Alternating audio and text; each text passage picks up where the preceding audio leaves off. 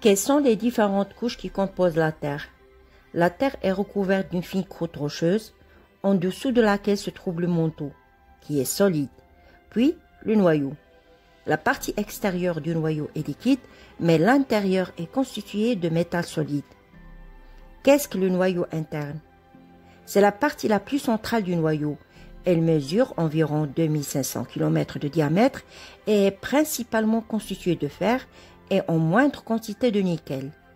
Il y règne une température incroyable de 6000 degrés Celsius, suffisante pour faire fondre les métaux qui restent pourtant à l'état solide en raison de la forte pression exercée par les autres parties de la Terre.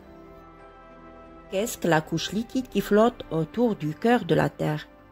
Il s'agit du noyau externe. D'environ 2200 km d'épaisseur, il est constitué de fer et de nickel en fusion. La boule métallique, noyau interne, et la couche de métal liquide, noyau externe, tournent à des vitesses différentes de celles de la Terre. Qu'est-ce que le manteau? Épaisse d'environ 3000 km, cette couche se trouve entre le noyau et la croûte. Le manteau dit supérieur se trouve juste sous la croûte et est composé de roches se déplaçant lentement. La croûte terrestre est-elle partout la même? La croûte continentale, dont l'épaisseur varie de 20 à 70 km, est essentiellement composée de granit.